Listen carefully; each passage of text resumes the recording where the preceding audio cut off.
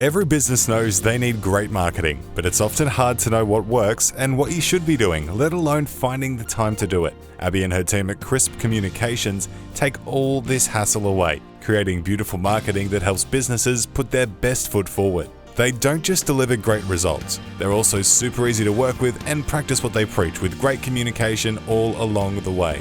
So if you need a new website, new branding, new brochures, or even help with your podcast, head to crispcoms.co to find out more. There are a few things finer in life than beer. But have you ever wondered how that golden goodness was made? Then hop on board with Hop On Brewery Tours. We'll take you behind the scenes of local breweries, show you the fascinating brewing process, and even find the right beer for you. With full and half-day tour options available, Hop On Brewery Tours offer the most fun, educational, and unique day out in Brisbane or on the Gold Coast. Change your perception of beer with Hop On Brewery Tours, Queensland's original craft beer tours. Visit hoponbrewerytours.com.au today. So, are you ready to hop on? Remember, always drink responsibly. Darcy forward, nice selling of Candy.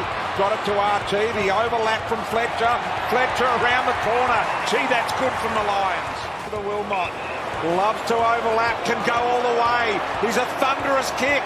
He steadies and he drills it. 48 metres. 47 around the corner. It's on line. Look at that, magnificent. Up towards Lohman, given to him now by Gardner. Long ball, bouncing ball, skips through. He goes over the line. Handsworth to sew this game up.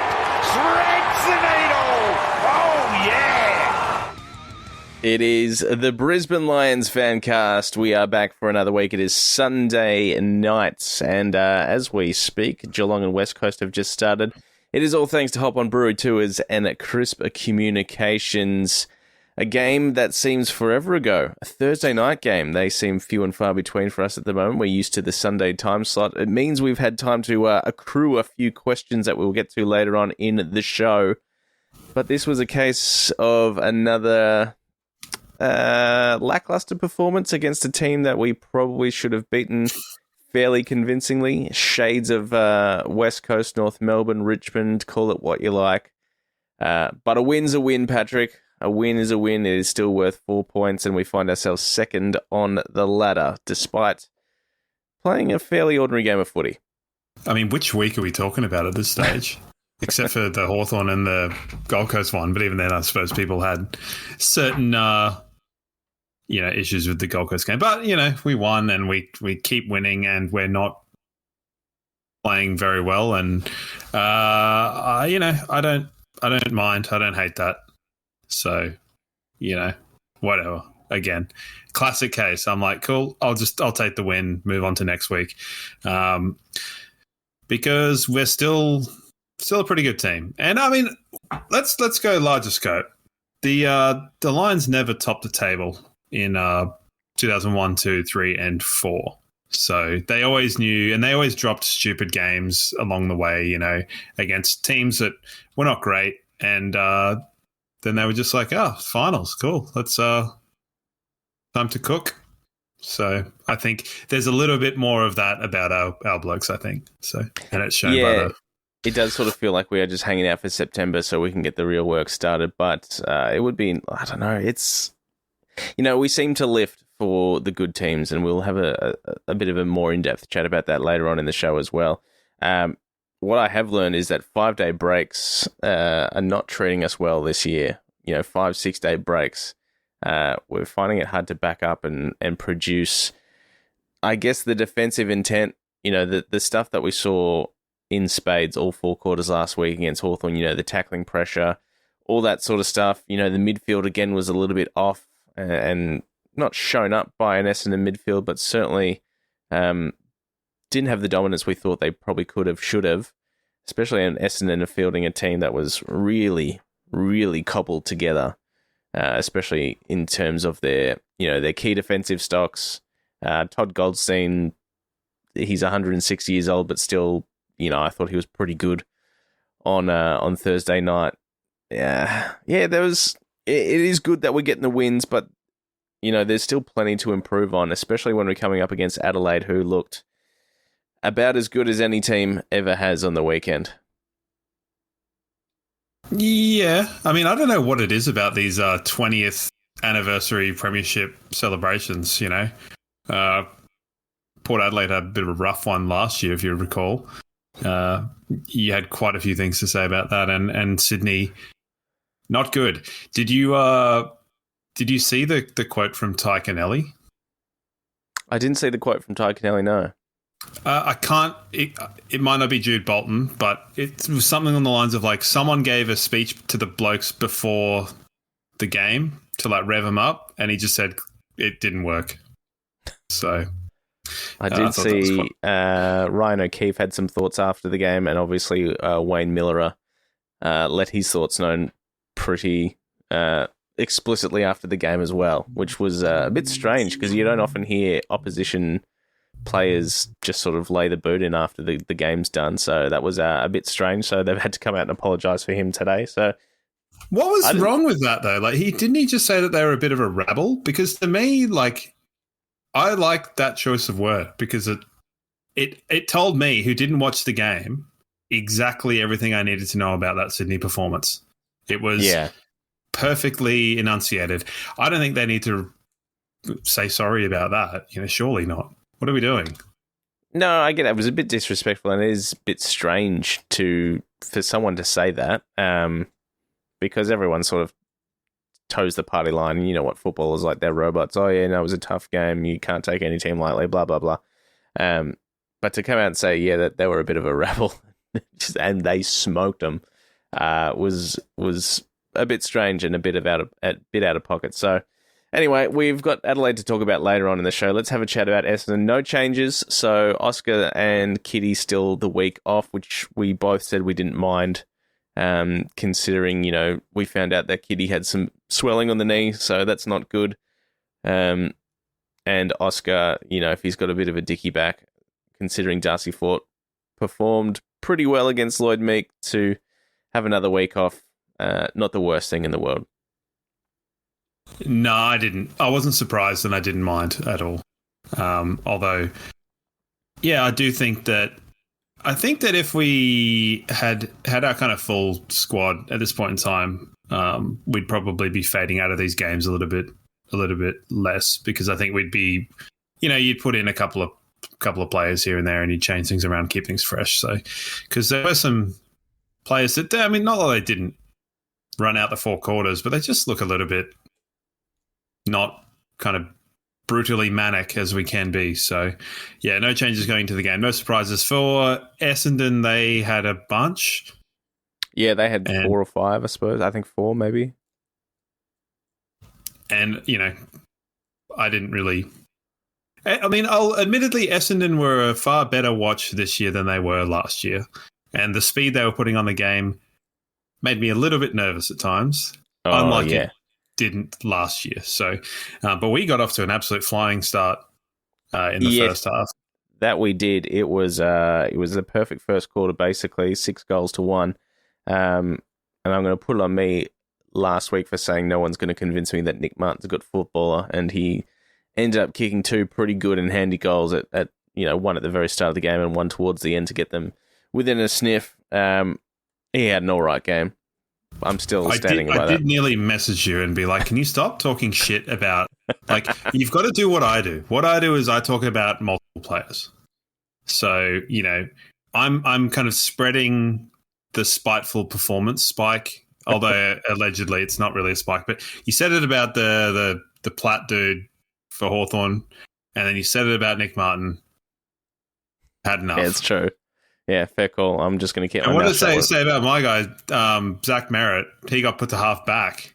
So yeah, he's that was a very strange one. So a very strange one. He was virtually anonymous the whole game, and you're sitting there going, okay, this guy's had 12 touches and we've kicked 9 behinds and he's taken all the kickouts, so good for him. Yeah. Good for him. Yeah, very, very strange. Great start, obviously.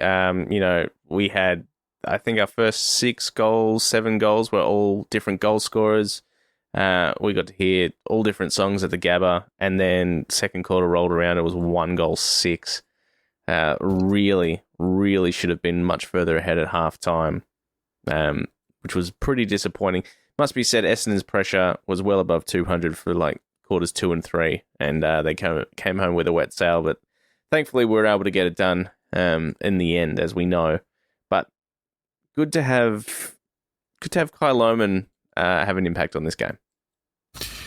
Yeah, I definitely think the second quarter, the misses that we had were ones that probably, they weren't like speculative efforts. They were ones that either just missed or they were good. And we left a couple out on the, that didn't get shots.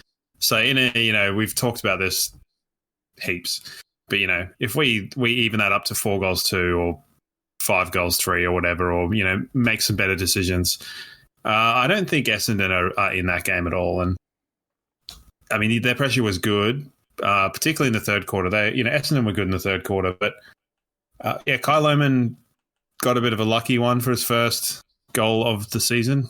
Yes, he did. Grubber off the ground, which is fine. And then goals from some of our half-backmen that we both like. Fletcher and the Wilmot. Wilmot's goal was so strange because you could see... It was terribly defended. Terribly defended. I know. He just sort of waltzed in, coming in off the centre square, rolling into 50, expecting someone to come at him.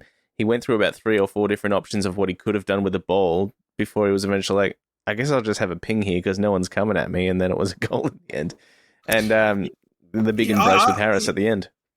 I don't know why players don't do that more. But, not to say that it's not super often that, your leading patterns force all of the defenders to just back off, entirely back off and keep backing off. He could have strolled to 35 metres if he wanted to.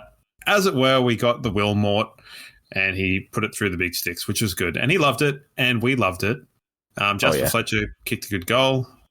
The lead up to Fletcher's goal was amazing because it was a half volley ground ball get from Dizzy to Darcy Fort, who sold one of the great handball candy and then got it across, and it was a good finish. And then I think straight after that was maybe just a Dunkley kick off the deck, and Rayner picked it up, and it was just party time. And then it got to sort of, and this is my fault again. I got to quarter time ish, or a bit before quarter time, and I said to Andy, who I sat next to, I said, "Ooh, could be a grim night for Essendon here." I think you need a lobotomy. I think you do. Stop talking during games. Yeah, and look, as soon as those words left my mouth, I thought, ooh, probably shouldn't say that, actually. No, you're a bit of a peanut. I mean, the behinds killed us in the second quarter. Third quarter, we were lucky to get, I think the goal just before halftime kind of settled us a little bit. Logan Morris with like an absolute bullshit snap from like 45 metres out. On comms, they were sort of talking about how difficult an attempt this was going to be.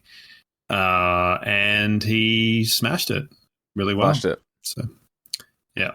But yeah, the commentary was so-so. You watch Fox or 7? Fox, because 7's like still pootering around the like 720p range for the HD channels. So I'll take the 4K. And Matt Hill kept calling Ainsworth. Bailey was Berry a lot. There was a lot of any blonde guy was Ashcroft. It was a bit like, I don't imagine the defending premiers being this poorly known of who they are. Yeah. So, pick up your socks. Although Brownie, you'd expect Brownie to have like, dude, what the hell are you talking about? So, is what it is. Hodgie's the worst, who literally played with Noah Ainsworth and just keeps calling him Ainsworth. Yeah. Noah Ainsworth literally installed a putting green in Hodgie's house during COVID, and he still can't get his name right. I didn't know that. That's insane. It's annoying, but whatever. I mean, it's small fruit to be picking at this point in time. I thought we all know I have a problem with every commentator for various reasons, so let's not get me on that tirade. So. The key defenders, after having some pretty good weeks, didn't have their greatest night against, it must be said, Nate Caddy. I do enjoy watching him play, and I think he's going to be an absolute star moving forward, and he had a great game for the Dons as well, but not Harris's best game for sure. No. Someone actually said, I don't know where I read it, but it was like, if Harris tries to do that thing where he like takes on a tackler and tries to roll around, push them out, if he does that and gets caught, he's going to have a bad time. And he did that in like the first or second quarter, and I was like, ooh, let's see how this theory goes. It went pretty well. But yeah, Nate Caddy's good. I think between him and Logan Morris, they're different sorts of players, so I can understand people not wanting to kind of categorize them as both young key forwards. But so I think, yeah, between Nate Caddy and Logan Morris, you're looking at two very potentially destructive key forwards in the next sort of 10, 15 years. So good for them. I think like Logan Morris is more your Jonathan Brown type, contested pack mark, reasonably reliable set shot. That's something that's going to improve over the years, you'd hope. Similar Caddy's build kind as of well. Rewalt almost. Yeah, maybe even closer to a Buddy Franklin. Works his way up the ground. Can run as well. Incredibly athletic. He's got very good running form. Like extremely good running form. Probably a better contested mark than Buddy at this stage, anyway. And obviously kicked that freak goal over his head. Missed one that would have been pretty good. Would it be cynical of me to say that I don't think that the one he kicked over his head is that difficult? I think it's the sort of thing you used to do as a kid, like a lot. Yeah, because I can definitely remember kicking goals like that in under eights. But I think trying to do that as an adult, in the heat of an AFL match is a little bit different. It was pretty good, and like at the ground, like every spectator, Essendon and Brisbane was like, yeah, fair shout. That's a good goal. Yeah, fair enough. I guess I'm just me being me.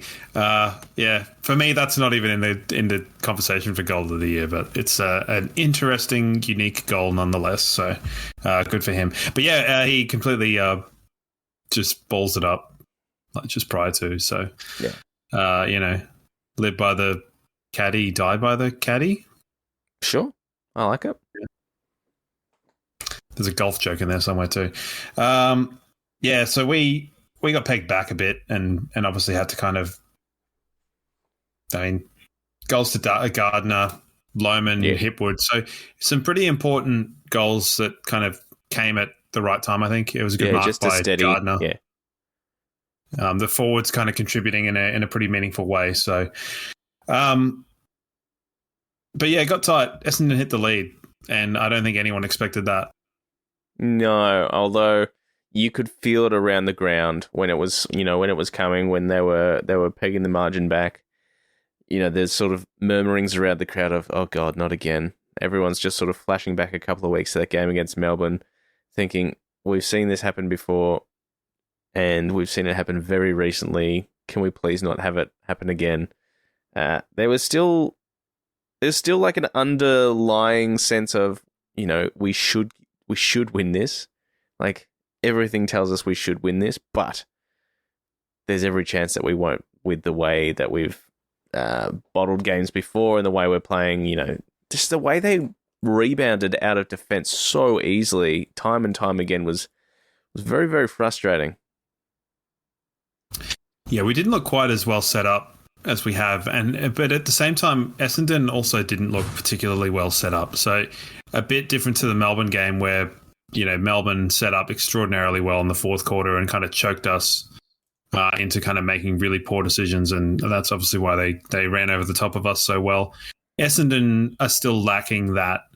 So, if we look at last year's game in round 27 or 23 or 4 or 5, whatever number they go up to, they had an inability to put speed on the game, whereas this time they had an inability to kind of choke the game whilst trying to put speed on it. So they're not able to do both, which the really good teams can do. So that's what gave us the opportunity. And, we were able to kick the last 3 goals, and a collector's item for Noah Answorth to kind of ice the game before we got absolutely smashed.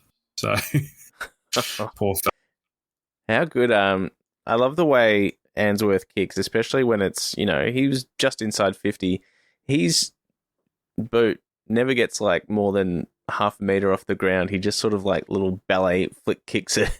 It just seems to travel. Well, you called it in the preseason because he flushed one from like 60 meters out, And he had a set shot at goal from about 55, and I was like, come on, man, just tap it in. Like, you've got it here. And he didn't. So it was good to see him kick a goal after that. But that was awesome. But I think on the whole, like, the team dropped off, but the team kind of collectively helped us. And there was some big there was a massive performer. Yes. But I think underneath that, it was quite an even contribution. Although I think the votes for me are quite clear for what I thought. Yeah. I thought it was a pretty even spread. Like, they put time into Zorko to kind of stop his rebound, but Zorko looked a little bit off. And aside from that, their midfield is not terrible. Everyone's got a pretty okay midfield, and it's not to say that we shouldn't be absolutely shelling them, but they had some pretty angry guys. Laverde had a pretty good game. He did. Assuming that was him. He's sort of one of those people whose face I never remember. And win and move on. That's basically it, isn't it? Win and move on. It's not a game that we're ever going to really spend much time thinking or talking about ever again. If for some reason you look back at the end of the year, you'll see the win and you might go, what happened there? And then you might look into it a little bit and you go, oh, that's right. Pack that one away and store it for a later day. Well, I probably should have just rewatched the KO Mini before we started, and I instead watched a video about trees. So sure. That probably tells you all you need to know. There was a graphic that someone posted a little while ago. This is a complete aside, but it is it'll come back around, so don't worry. Which showed every draft pick and like mid-season draft pick and recruit we'd had, and like since this, whenever 2018 or something like that. And it had like their elite ranked games and how it was all like kind of nicely designed and stuff. And I was going through it with a fine tooth comb, as I am inclined to do. I don't remember Matt Eagles playing 2 games in like 2020. I of course remember his games in 2018. But He played 2 random games in 2020, and I looked up which ones they were. He played like 44% game time and got like 1 kick in both games. It was like very weird because they were statistically the same game. Like one was against the Bulldogs, one was against, and it was like, I have no idea that if you'd quizzed me and said Matt Eagles' last game was when he did his abdominal against Sydney, I remember that. We know that I remember useless stuff. And you'd think that I would remember Matt Eagles playing in 2020, but I have no memory of it. No idea. I have vague recollections of it because I remember him getting named and everyone, celebrating. And then I remember him not doing much, and that was basically it for Matty Eagles, unfortunately. Yeah. Don't forget to buy your Matty Eagles bootleg shirts at BrisbaneLionsFancast.com.au, by the way. Good plug. That's not it's coming back around. The idea was that it was games that I just had no recollection of. So this will be one of those. And we'll probably look absolutely. At it and go, yeah. So how good? Is there anyone you would like to talk about? Not a huge amount. I thought Will was pretty good. Zach Bailey is putting together a really, really good season. Archie was fine. We'll have a chat about Eric Hipwood later because we got a question about him. But I remember speaking about him having a pretty good 5-6 week period. But since he's been taking on the backup ruck duties, I feel like it's affecting his game a little bit. Thought Darcy Gardner was fine. It's hard to say much about Dev Rob. Charlie was quiet after his, he got done by Andy McGrath again. Froggy was fine. They were all just sort of fine without being amazing. There was obviously a couple of players that stood out above the rest, and we'll have a chat about that in just a couple of moments when we do our votes. But yeah, everyone was fine. Yeah, it seemed Levi seemed a little bit off, which is okay. It's okay for that to happen. I am not enjoying seeing him getting the ball kind of defensive 50 on the arc and being that kick, because he hasn't quite got the flat kick that you'll notice quite a lot of our players that have, even Noah Answorth, we've been kind of worried of his disposal in the past. He's flattened that kick up and he's gone to work on his technique. Yeah. And Levi gets caught because he's trying to do the team thing in terms of hitting that 45 kick or going back across. But we've seen it in a few recent weeks that it's not quite been cricket. Yeah. So I think he's the sort of player that will probably end up doing a lot more damage when he's played further forward. And we saw that with his goal against Hawthorn. But yeah, that's just a little bit of a bit unsure about that. And I understand that's the nature of him playing in that kind of wing position. Zach Bailey's kind of, for a lot of time, we were wondering what the hell he was doing and what position he was playing. And, this is probably going back 2 years almost, where his position got swapped around. He's almost this transitional link whenever we get the ball, where he comes inside. He sort of always sits in between the square, like the center square. He's always in that channel. And, man, it's a bit like the prelim against Geelong, where you see him hit those kicks or make the run through. And it's pretty unique because there's not really any other players that do that with that level of frequency. And I think it's a pretty big weapon, and I think it's probably a system or a set play or an idea that they're working with that hasn't quite clicked. But he should have sunk 2 set shots, and you're in the Stevie J territory. So everyone's looking at that. So that's the hot stat floating around at the moment, isn't it? Yeah, well, there's a few around. Cosy Pickett, obviously, I don't know how he went today, but I'm assuming he kicked 17 behinds, so don't know. Don't. Oh, my God. Melbourne. Other than that, no, fine, whatever. Let's move on and get onto some votes for hoponbrewerytours.com.au. Book yourself a half or a full day tour across the Gold Coast or Brisbane. The 3, I would imagine, is fairly obvious. It is for me anyway, but you tend to do things a little differently. Hugh McCluggage gets my 3 votes, surprisingly enough. I'm going to give Noah Answorth. You give the 3 Answorth. votes to Dev Robb. Wouldn't have thought so, mate. Noah Answorth gets the 2, and Kai Lohmann gets the 1 for getting back into it, hitting the scoreboard, and finally playing some footy. Yeah, nice. I've toyed with my 1 because I'm sort of a little bit unsure. But I feel like because I gave him the 3 last week, I can't give him a vote, Noah Answorth, because I said he wouldn't play a better game. And I don't think it was as good a game. I think no, it wasn't as good as last week. But no, so McCluggage, my 3. I've gone Darcy Wilmot 2 because I thought he had an absolutely fantastic game. He did, and he really caught the eye for me. And I think Fletcher gets my 1 because I heard someone say insanely, probably based on nothing, that it's rare to see a player go at 100% efficiency. And it's like, you didn't watch Jasper Fletcher do that and kick a goal from half back. So, yes, he's good. So. Did you see my mate Horny release the top 10 best kicks and top 10 or bottom 10, I suppose, the worst kicks as well? And Jasper Fletcher was nestled in at maybe number 6, number 7 in the comp for kicking efficiency. Is he 4? Yeah, look, I can't remember off the top of my head. It was a couple of weeks ago now, but it was good, obviously. Yeah, I did see that, and there's a bit of there's a funny coincidence that I won't go into that can be said about that, but if you want to know, you can ask. But that sounds really salacious, but it's not. It does. He's doing well. Motty was really good, and obviously McCluggage was superhuman. Yeah, not superhuman. He's good. He's a smart footballer, and he's learning how to utilize that to his strength. Yeah, I think his spatial awareness is his superpower, if you will.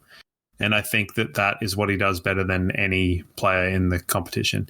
And I'm not talking about his awareness of where he puts his disposals, but where he is in between contests and where he sits. Because I made a point to talk about this, and then some fuck from Fox Sports said the same thing I was going to say.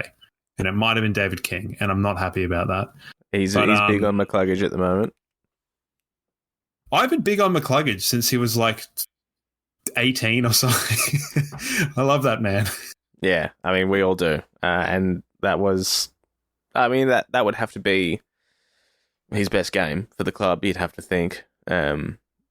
right up there at top 3 at the very, very least, but that'd be very close. And then I don't know if you saw at the end of it, Channel 7, they do a like Man of the Match award at the end of it. I don't know if they do it every game or just Thursday nights, but they gave the TV to Logan Morris, and Fags was walking past when they were interviewing him, and they're like, "Oh, we've just given the TV to Logan Morris as our best on. You know, who do you think was best on?" Fags just goes, "Hugh McCluggage." Like, yeah, Logan was very good, but Hugh McCluggage had 41 touches, 2 direct goal assists, 7 score involvements, or 12 score involvements, 7 clearances, something stupid like that. It's like, yeah, nothing against Logan, but I thought Hugh McCluggage was probably good. Didn't Logan get subbed? No, Levi got subbed off in the end. Oh, Levi got subbed, right. I might be having deja vu from the week before, but deja vu, that's not the correct way of saying that. For someone as finicky about phrasing as I am, I need to take myself out back and I'll yell at myself. So, I'm not surprised, but I don't know. What are they thinking giving Man of the Match to Logan Morris? That screams of who's walking past at the moment that had an okay game. There's Logan Morris, grab him. And I thought Logan actually was pretty good. Yeah, he's fine. He's doing a really good job, and he's kind of the de facto first forward now. So have fun with that, dude. You're going to start playing on some pretty annoying players soon, and he'll probably do really well. Well, he'll have his work cut out for him, as will they all this Friday night at the Adelaide Oval. Let's have a quick chat about the twos and talk about any potential team changes for that game. Tom Doedee got through the game, didn't set the world alight. He was fine. Dev Rob played another full game in the twos after his stint on the Thursday night. Back in the middle, 31 touches, had a scoring shot missed, 6 clearances, 6 tackles, pretty good game. Jimmy Tunstall was fine. Will McLaughlin with another 5 goals, another 5-goal bag for him. Semi Marshall was okay. Other than that, Zach Kostelski played up forward in the last quarter, kicked a goal. So he's been utilised just about bloody everywhere. The surprise packet was Lincoln McCarthy's younger brother, Curtis McCarthy, had a pretty good game as well. Curtis was a C, no less. Yeah. 4 goals, 1. So he had a good game. Ty Gallup had one of his games where he did not do a huge amount. He was used as backup ruck. Had 10 hitouts, 6 tackles, which is pretty good for him. 7 touches, didn't affect the scoreboard at all. So we've spoken about on the show before. He has those games where he can kick 3-4 goals, and then the next week he'll go pretty quiet. And this was one of those. So good to have Brucey back in the game as well, but he had a very, very quiet game by his standards. So got the win.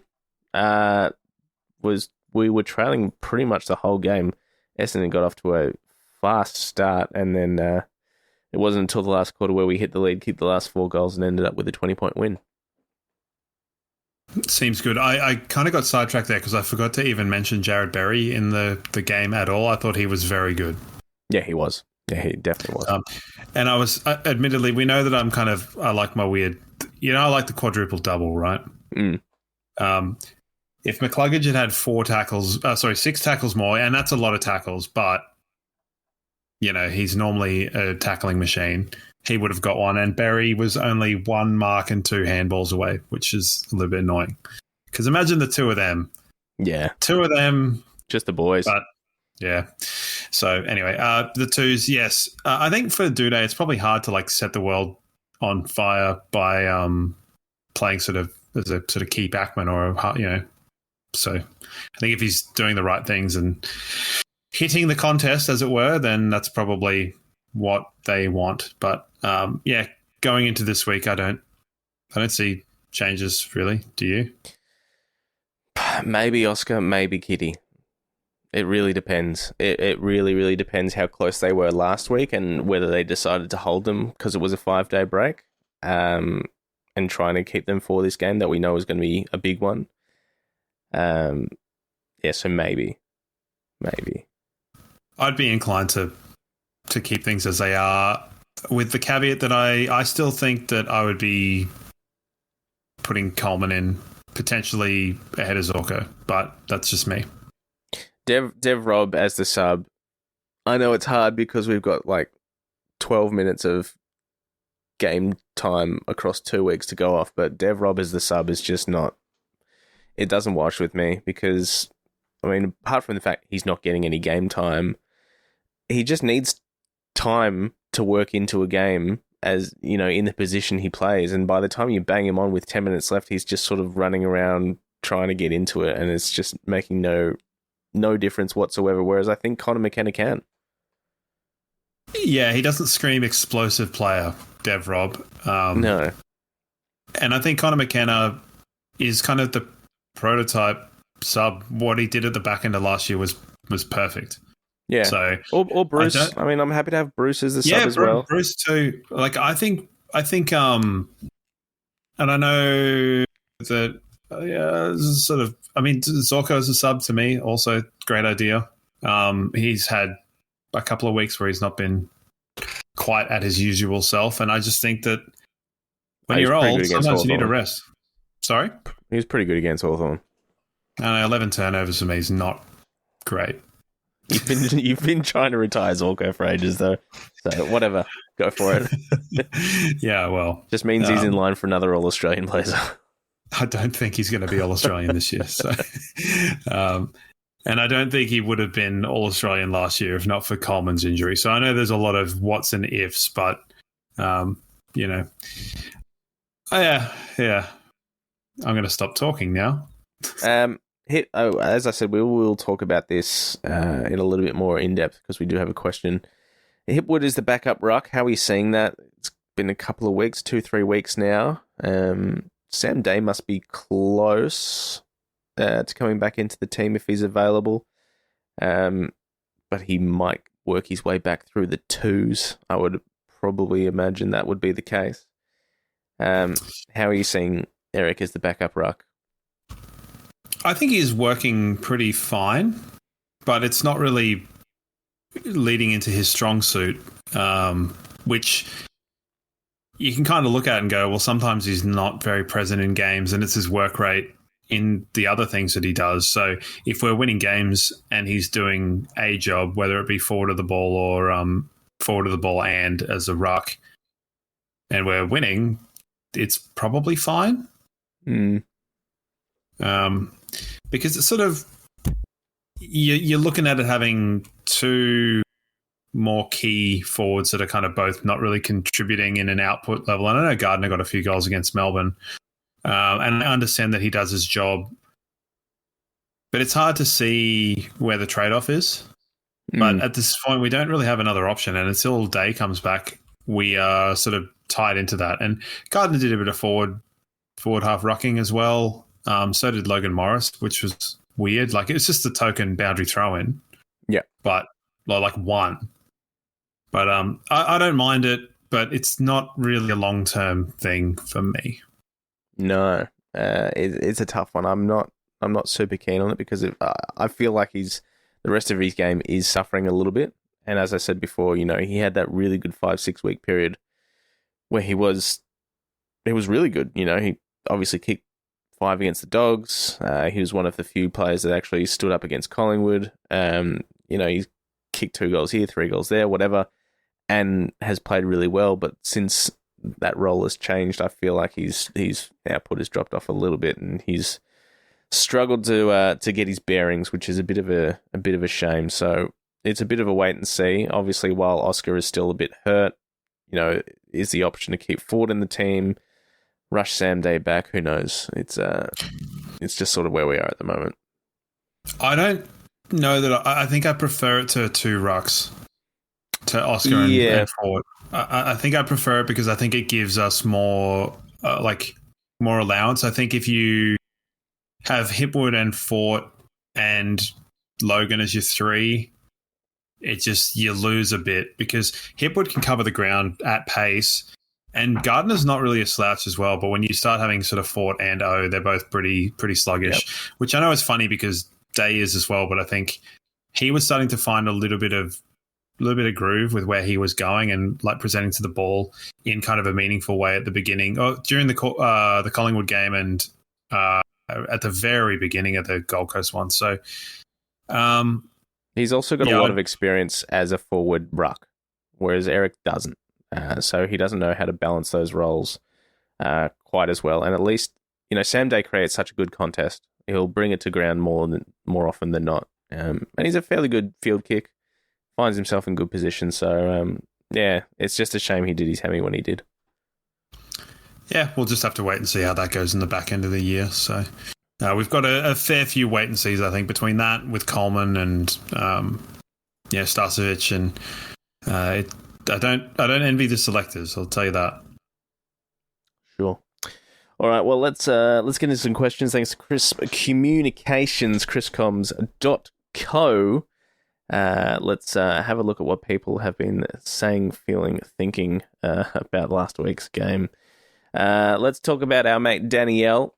Dan says, do we think this may be on purpose so we don't pull a Sydney and run out of gas at the end of this season with a team full of injuries? The way that we've been performing up to date, because obviously last year Sydney were unstoppable. I think they were 14-1 or something, and then the wheels did start to fall off around this time. Obviously they got hammered by Port, lost a few games here and there. I think Carlton got them and stuff like that. So it's hard to think that this may be by design, but it wouldn't totally surprise me as well that we've started this season a little bit stop-start, sort of we're rising here, falling there, dropping games we probably shouldn't have.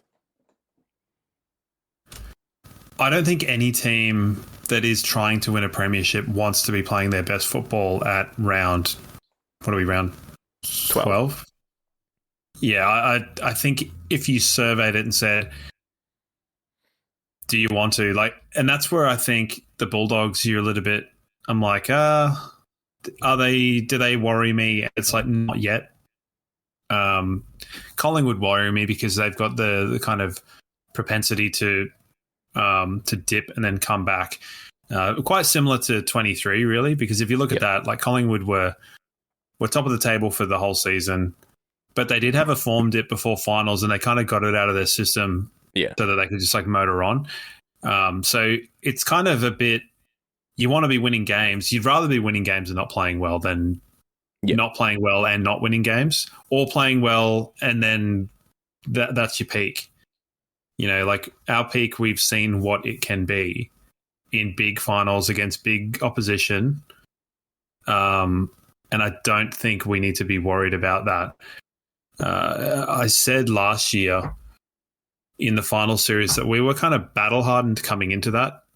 And I think that does a lot for the psychology of the team.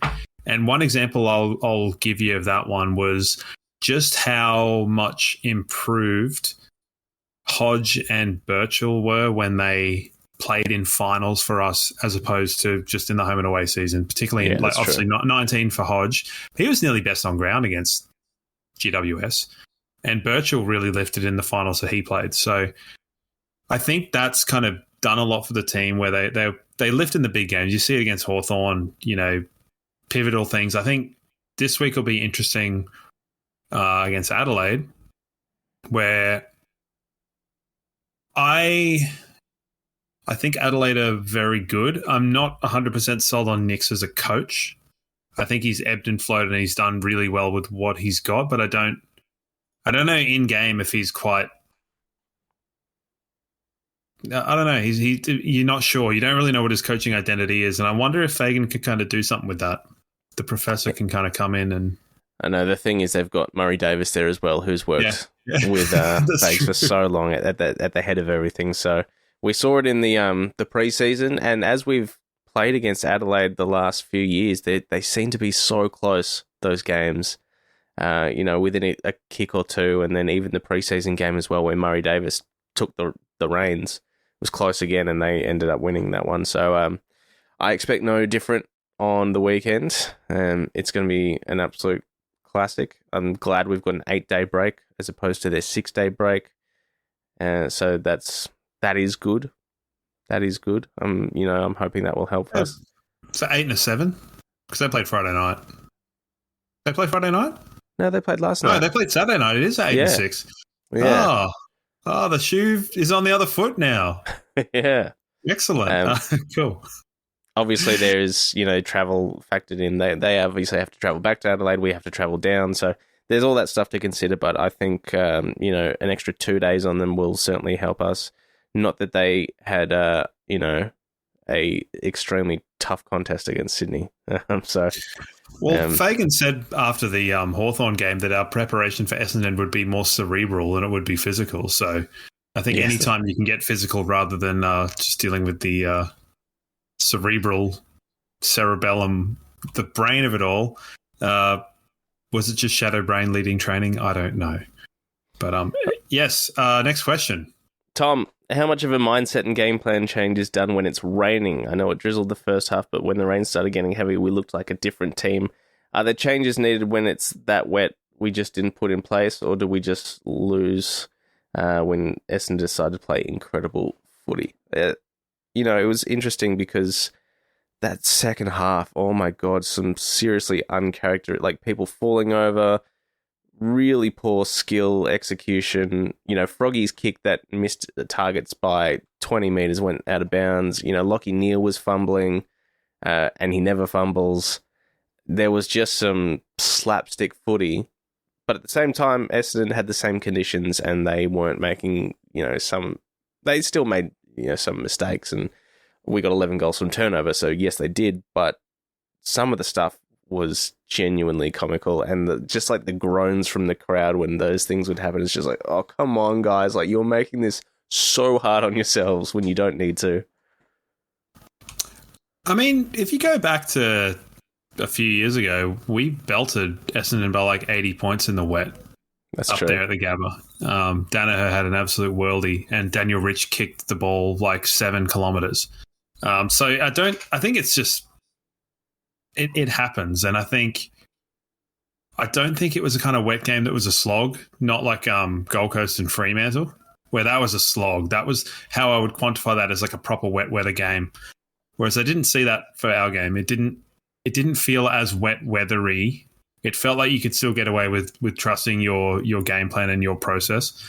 So I think it was on the it didn't feel like a bona fide wet game to me. So I think they probably did the right thing and stuck with it, and it worked in the end. Because I think when we transition our game plan, I've said it before, it's like when you're driving in the Grand Prix and they put the tyres on too late and you're like faffing about on slicks like an idiot. So, yeah, that's my thought. We've spoken about it a little bit already, but let's get to Harrison, who sent through a voice memo through our SpeakPipe channel. G'day, boys. Long-time caller, first-time listener here. Thank you for the content as always. Love the show. Great to see you on the big screen as well at the Gabba there on Thursday, JB. My question for you today is, why do you think that Eric Hipwood has not taken the next step with Joe Danaher retiring? It seems like Logan Morris has now become our main key forward. And why is Eric Hipwood not becoming that main target that we thought he was going to be when Joe Danaher retired? Just a little bit curious about that. Keen to hear your thoughts. Thank you again. There's Harrison, and a big shout out to Harrison, I know what you're going to say. A big shout out to Harrison, who he does run that the Goalers AFL podcast on YouTube, so make sure you check that out. He actually runs the big screen at the Gabba. He sent me a message on Thursday night, said, "Hey, what section are you sitting in? I'll try and get you on the big screen." So I let him know. I was like, "Well, don't go out of your way here," but he did. So that was really cool. So we got our big faces on the screen. I was there with Mum and Andy and Deb and the people either side of me, and so we did the whole, it's me on the TV. Yeah, so that was cool. So thanks for that one, Harrison. Appreciate it.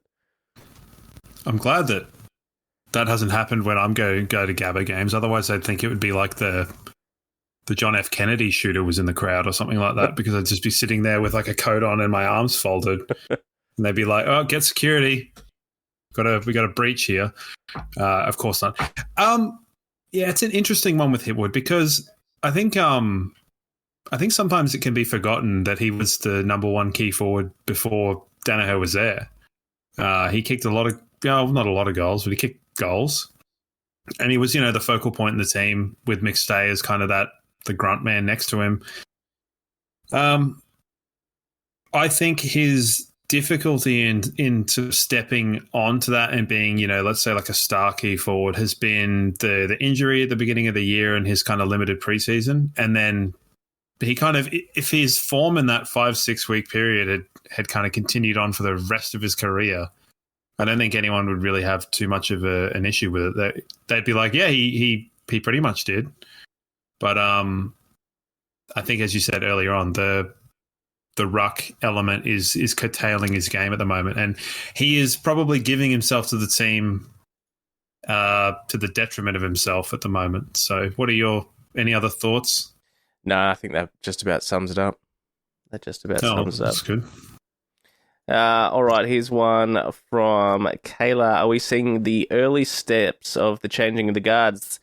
There's a core younger group that, regardless of the leader's poor skills and choices, managed to pull the pieces together in the end. And there's probably players like, Wilmot, Ainsworth, Kai, Fletch, obviously, as well.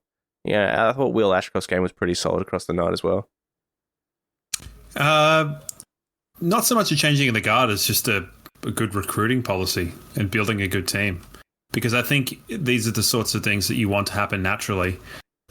We've wanted McCluggage has been good for a long while, but in terms of being like brutally good, it's what you want in terms of him being kind of the senior players, and more so an on-field leader because Lockie's not firing as consistently as he has in the past. We've seen it from time to time. Normally the year after he went to Brownlow, he's a bit patchy. Although there was that year when he should have won a Brownlow, and then he won the Brownlow the next year. So, but even then we didn't think he was that good in that year. So I don't know. Riddle me that. But I think Dunkley, you know what you're going to get. Neil can sometimes be, not quite himself, which is still great. So I'm not saying that he's bad. Let's not do that. But no, good observation. I like it. And I like the idea that, we are finding ways to win games that aren't just the old tropes. Yeah. Lynn's here. Accountability needs to be looked at because the infighting and mouthing off after some mistakes was obvious and not a good look. What do you think about that sort of stuff? Because I know even players like Logan Morris are happy to sort of dish it out to, 200 gamers and stuff out there. That was pointed out to me as well. So I don't mind it. I don't mind a bit of heated discussion on the field when mistakes are happening because it does keep people accountable. Lindsay's saying he doesn't think it's a good look and probably a bit obvious, but I'd rather them do that on the field so it tightens them up for the next contest or whatever. I don't really know what's being spoken about. I know in a sense of what it means, but I don't know who and what. Do you have any specific examples for me? The most obvious one was Zorko a couple of weeks ago. I can't remember who it was against. Having a pretty heated discussion with Harris. Logan Morris has been cited doing it a couple of times as well. It happens a lot in the back line, but I think it needs to because obviously the mistakes down there cost a scoring shot. So, because to me, from my perspective, the most demonstrative player at other teammates is Charlie Cameron by a mile. That's how it always seems that he's always the one that is first to point the finger and oftentimes the most selfish. That's obviously ebbed and flowed at times. I think in the back line, it's one thing altogether. A different thing altogether, rather. So, and I think Logan Morris is just a bit of a little shit in a good way, where he knows he's good. Yep. So if he's mouthing off to opposition players, I'm happier with that. But, it was even what I think it might have been like in his first handful of games where I think he took a mark off of Charlie Cameron and kicked a goal, and Cameron was pissed off with him, and Cameron had actually dropped the mark. So it's a bit like, what are you doing? So I don't mind. Not a good look for kids, possibly not, but I think if we had the level of scrutiny and HD cameras showing the triple premiership team, there would have been some pretty heinous stuff we might have seen back then. Oh, yes. One more from Vince, so we can sort of get this underway. All I'm hearing from pundits is that it's the Pies for the flag, and that the Lions, even if we can get there, can't or won't beat them. It's all very premature talk and the usual run-of-the-mill. Is it because it's true, or because he can't take another 2023 grand final scenario? What I will say is the Pies look very good at the moment. They look very, very good at the moment. Defensively, they are the best. Defensively set up, and they are making it work. And they're hammering teams by 50 points pretty much most weeks. Yeah, their pressure and system is working really well. They're as good as they are boring, and wow, are they a boring bunch? Like in terms of their players, they're so dull. Yep, they're just dull, and it's in a way that I understand. Footballers are footballers. They're not exactly writing or reading Tolstoy, nor am I. So I'm probably pretty boring as it is. But like, at least our boring players are kind of funny because they're boring. That's what I'll say. But sure. I don't know which pundits you're checking in with, because the ones that I tend to look at have Collingwood and Lions, or even the Lions big game kind of play being above Collingwood. So I think at this point it's a 2-horse race.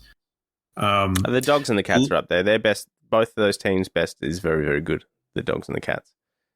Yeah, well, interestingly, at the start of the season, the whole premiership window thing, there was a different YouTube channel, which I mentioned at the beginning of the year, that talked about a different sort of premiership window, and they looked at a lot of things. And, it's going into a stat hole here.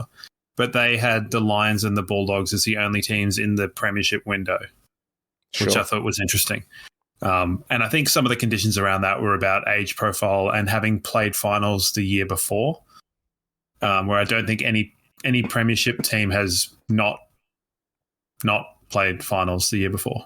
So, but we've seen that sometimes you just throw all of that shit out. Although not the classic premiership window. That was obviously true until the end last year. But it was. The Brisbane Lions Fancast is proud to announce we have our first run of T-shirts available for you to buy. The website to check that one out is ours, brisbanelionsfancast.com.au, and you can see the link right there. It should be towards the top of the page. We've got 6 shirts at the moment. We are going to be looking to expand that range over the next couple of months, and we are certainly welcome to feedback and suggestions of things that you do want to see, and we can hopefully make that happen for you. But for now, 6 shirts available for you, brisbanelionsfancast.com.au. We would appreciate any support in what you may be able to afford and help keep the show running and rep our merch as well, because it's our first time doing this and we're very excited about the prospect of seeing these shirts in and around the Gabba and out in the streets. So brisbanelionsfancast.com.au, get your hands on some Brisbane Lions Fancast merch. So I just had a power outage and that took forever, and now I'm angry. So all right, we are back on track. Yes, Pat's power went out. So we are going to wrap the questions up. Sorry if we didn't get to yours. Hopefully we'll get to them in the next week or so. So let's go straight to the wheel.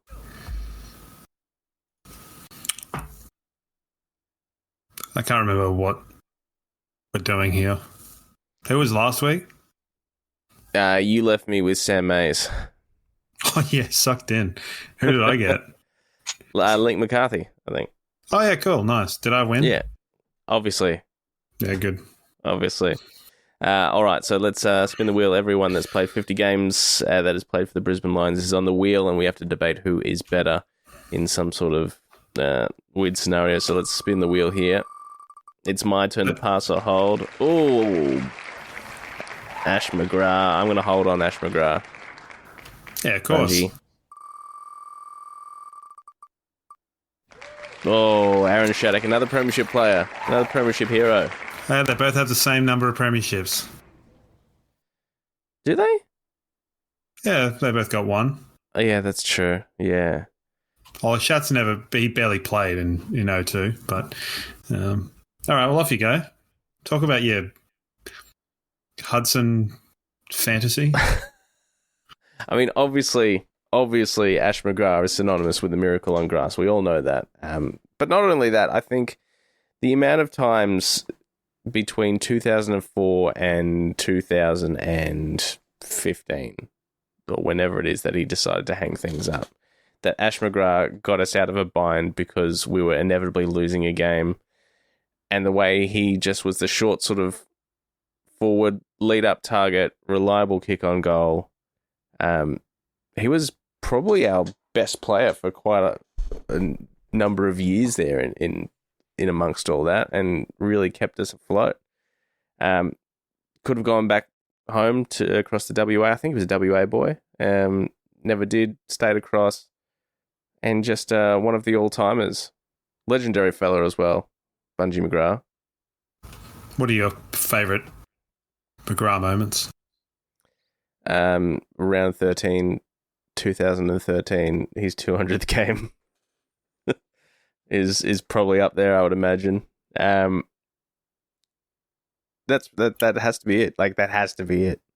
You don't have a slight nod to the 2003 prelim or whatever against Sydney where he kicked a goal from the halfway and it... That's right, yeah. That was me doing a little fish sign with my hand as it... It just wobbled its way over the ground. Because that's my favourite Ash McGrath memory. Pissing wet, yeah. Yeah, fair shout. It's got more devastating context. You know, we all love the miracle on grass, but it was largely pointless within the context of everything. It certainly was, but except for his life. Except for his life. Yeah, I mean, you know, 200th game after the siren. It's just absolutely beautiful. Footy folklore gear. All right, tell me about Aaron Shattuck. Better than Jack Crisp, I can tell you that. True. Aaron Shattuck, he has a highlight. It's just not his. Yeah, that's right. He was the guy that kicked it to Brownie. Yeah, I know. In the greatest mark of all time. And I don't understand, and this is going to get into a sidebar because I've got nothing to say about Aaron Shattuck, given the fact that he played in the O2 Grand Final on the bench and we had Bo go out with a shoulder and Pike go out with a hamstring, and he still didn't play. Just goes to show kind of... Just sitting there in that AAPT bloody windbreaker. Cellular One windbreaker.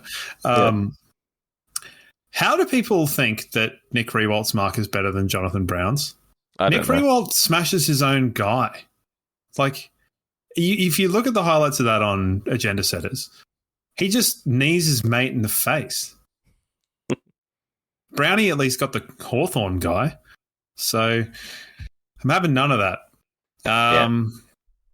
Yeah.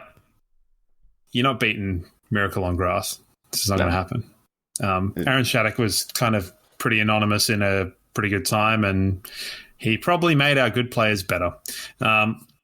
Speaking of those days, have you noticed that since Craig McRae is now a premiership coach at Collingwood, whenever they have the chance to show a highlight from an old Brisbane game, he has a disproportionate number of them now?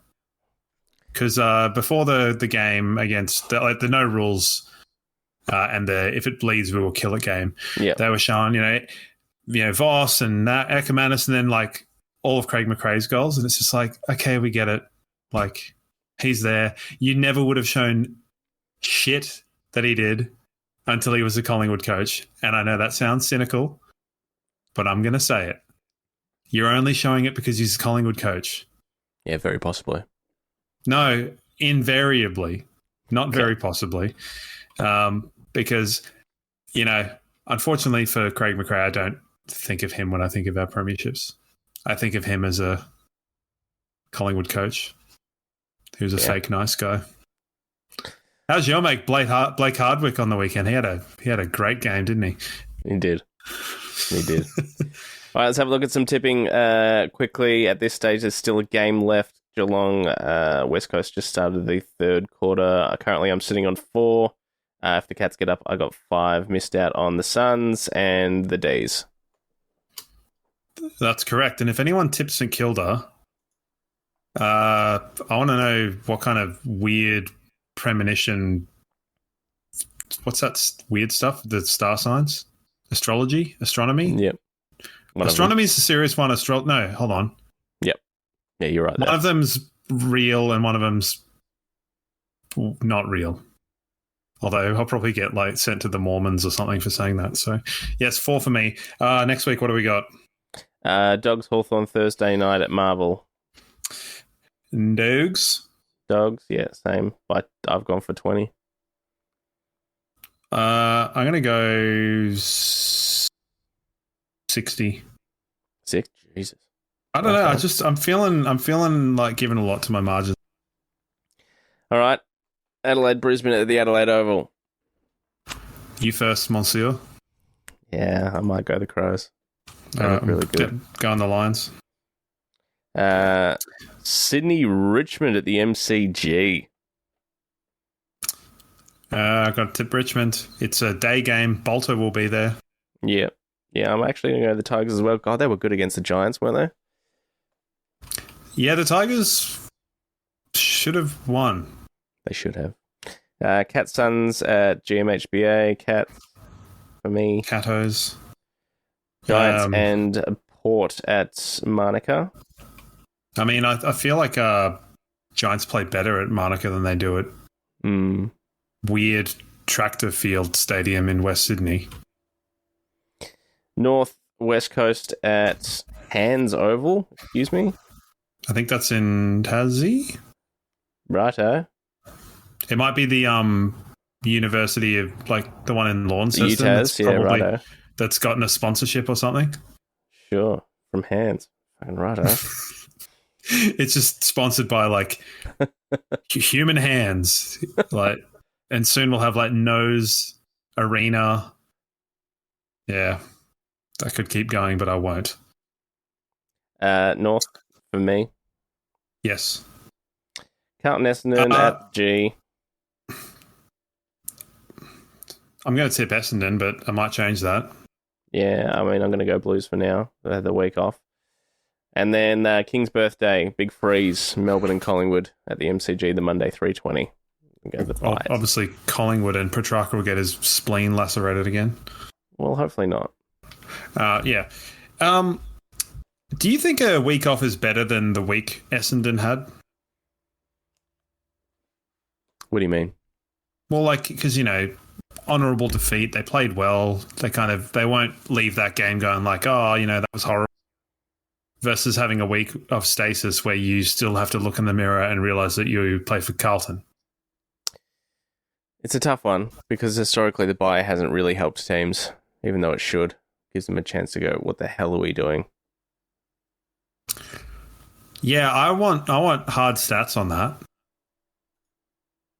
Because I know what you mean, but I don't know if it's entirely right. A bit like how Cam Rayner never plays well in finals or something, where it's he's played well in a lot of the ones and then he's not played well in the ones where we've sucked. So to me, that's directly proportional.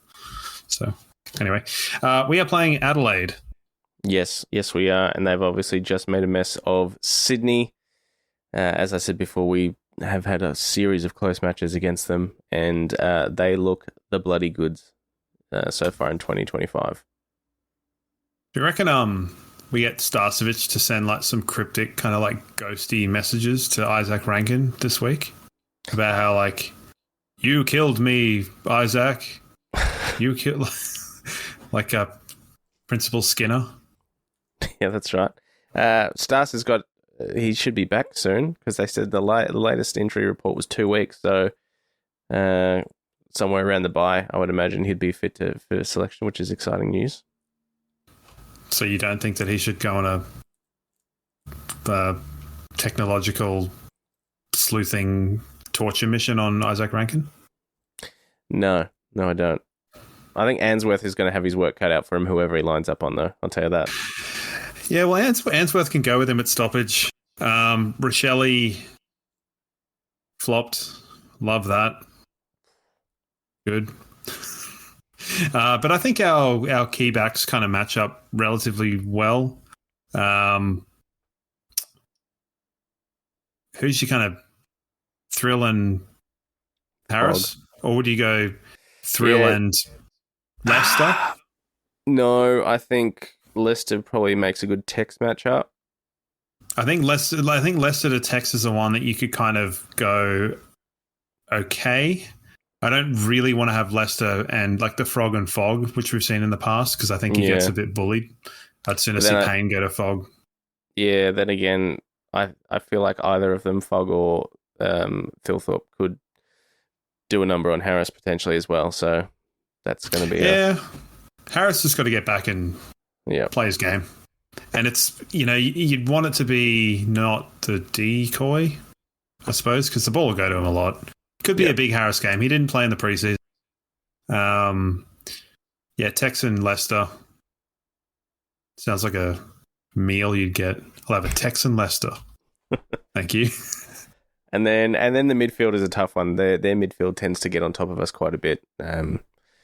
Saligo, Dawson, Rankin when he runs through there, Laird, Crouch.